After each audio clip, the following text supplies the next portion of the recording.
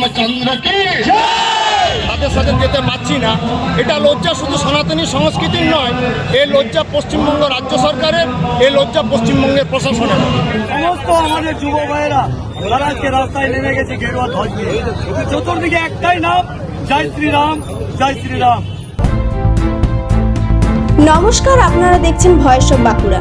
বাঁকুড়ার সব খবর, সঠিক খবর সবার আগে। বাঁকুড়ায় রামনবমীতে জনস্রোত, ঢাকের তালে জয় শ্রীরাম ধ্বনিতে মুখরিত রাস্তাঘাট, চোখে পড়ার মতো ভিড়, আর সেই মিছিলে উপস্থিত বিজেপি প্রার্থী নীলাদ্রি শেখর দানা। কিভাবে জমে উঠল আজকের এই শোভাযাত্রা, সবকিছু জানাবো এই প্রতিবেদনে। আজ রামনবমী উপলক্ষে বাঁকুড়া জেলায় অনুষ্ঠিত হলো এক বিশাল শোভাযাত্রা, যা কার্যত জনসমুদ্রে পরিণত হয়।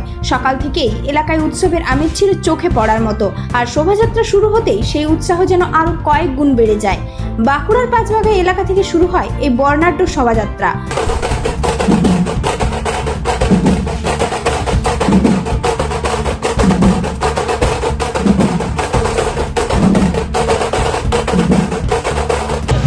র্যালিটা রাজনৈতিকভাবে হয়তো আমাদের শোভাযাত্রায় আমরা বলি, কারণ মর্যাদা পুরুষোত্তম রামচন্দ্রের শোভাযাত্রা তার ডেভেলপ নিয়ে এবং আমাদের যে সনাতনী সংস্কৃতির যে ঐতিহ্য, সেই ঐতিহ্য পরম্পরা মেনে আমরা শোভাযাত্রা করি।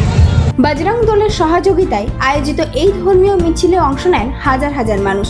ছোট থেকে বড় সব বয়সের মানুষ স্বতঃস্ফূর্তভাবে এই শোভাযাত্রায় অংশগ্রহণ করেন।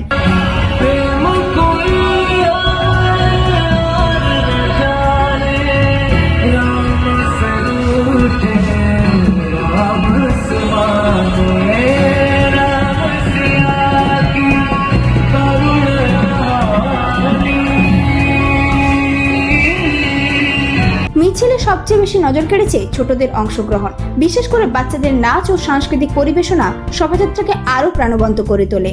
ঢাক ঢোলের তালে, হাতে পতাকা আর মুখে জয় শ্রীরাম ধ্বনিতে একেবারে উৎসবের আবহ তৈরি হয় গোটা এলাকা জুড়ে। এই বিশেষ শোভাযাত্রায় উপস্থিত ছিলেন বিজেপি প্রার্থী নীলাদ্রি শেখর দানা।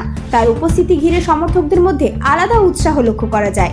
তিনি সাধারণ মানুষের সঙ্গে মিশে শুভেচ্ছা বিনিময় করেন এবং শোভাযাত্রায় অংশ নেন।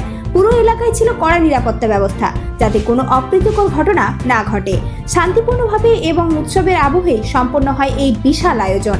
সব মিলিয়ে ভক্তি, আবেগ আর মানুষের অংশগ্রহণে বাঁকুড়ার এই রামনবমী শোভাযাত্রা হয়ে উঠেছে এক স্মরণীয় মুহূর্ত। এই ধরনের গুরুত্বপূর্ণ খবর সবার আগে পেতে আমাদের চ্যানেলটি সাবস্ক্রাইব করুন, আর ভিডিওটি শেয়ার করতে ভুলবেন না।